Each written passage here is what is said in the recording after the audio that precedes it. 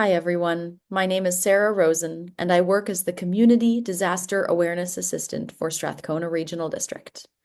This is the third video in the Emergency Preparedness video series, and I'm excited to explore it with you. Let's dive in. This video is called Step 2, Making Your Plan, and this comes from the first video in the series, which is on 3 steps to emergency preparedness. For those who are just joining us, or for anyone who needs a refresher, those 3 steps to emergency preparedness are knowing your hazards, step 1, building your plan, step 2, that's what we're talking about in this video, and gathering your supplies, step 3. So why is it important to have an emergency plan? What should an emergency plan include?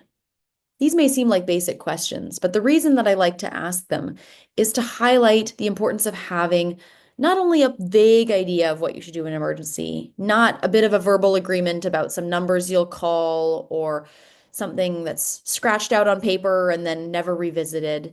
It's really important to have a written plan, and it should include contact information, important documents, anything that's vital for you. And I like to think of it as basically being your front brain, being your prefrontal cortex in an emergency. So when you're having your worst day and you're not thinking clearly, you have everything written down step by step, spelled out, so that when you can't remember your child's phone number or your home address, you've got that written down. There are 2 easy options for creating your emergency plan. The first is a physical workbook from Prepared BC. We have lots of these in stock at the Strathcona Regional District corporate office, and we can always order them in bulk for you and your organization as well. If you prefer to fill out a form online, you can go through their fill in the blank form as well. That's available through preparedbc.ca. And you can print that off. It's really important to have a printed copy of those as well. So let's talk about what the plan includes. So the first step in the plan is knowing your local hazards. If you want a refresher on that, go check the previous video. Once you know those hazards, it's important to know how you will communicate. This is a really big part of the emergency plan because we're so used to relying on the phone numbers already inputted into our cell phones. And if there was a situation where our phones didn't work or weren't charged, or we couldn't access those numbers immediately when we wanted them to, we might all understandably feel a little lost. So it'll have lots of contact information for everybody that you are responsible for, including yourself. You'll also want to take a look at where you can find official emergency information. And spoiler alert, that comes from me and my team in the Strathcona Regional District. There will be another video on how to sign up for that.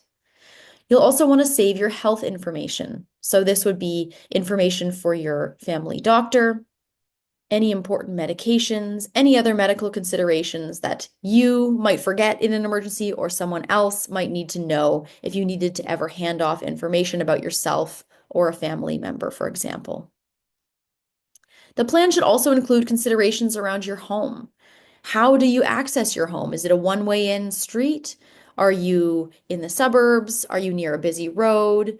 How do you get out of your house easily? Where are the exits? If you're in a building with an elevator, is there an option to use the stairs? Are you able to use those stairs? For anybody who has access to these things, you'll want to know where your electrical panel shutoff is, your water and your gas shutoffs. Those actions might be prompted by emergency personnel in an emergency. The plan should also include emergency meeting places. So these would be anything from the big tree at the end of the street or the mailbox across the road to a family member's house further away or another known meeting point. Ideally, you'll have 2 muster points for your family or your household. One is close to home. So think house fire situation where everybody needs to leave the house quickly and children included need to know where to meet, how long to stay there, and what happens once you arrive. But you'll also want a further away from home spot in case there's a disaster that's in your community, like a wildfire. Great to think about these things ahead of time. You'll also want to plan for school-age children. So hopefully you know or can find out their school's emergency policies. Who are they going to contact? How will they let you know?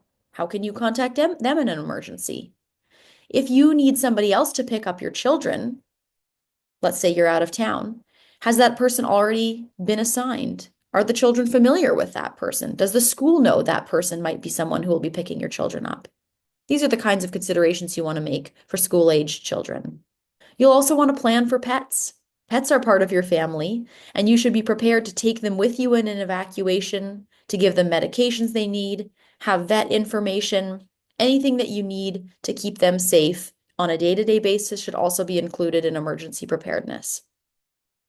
Lastly, you'll want to consider any additional needs that you or anyone in your family or household has. Folks with mobility issues, how are they going to be able to evacuate a building safely? If you're a person who uses a wheelchair and it's an electric wheelchair, do you have manual backup? If you're a hearing aid user, do you have extra batteries for your hearing aids if they're battery powered? For anyone who has a difficulty with verbal communication, do you have a pen and paper to be able to write things down? These are some of the considerations that you want to make ahead of time in your emergency plan. Thanks so much for joining me in this module. I look forward to seeing you in the next video.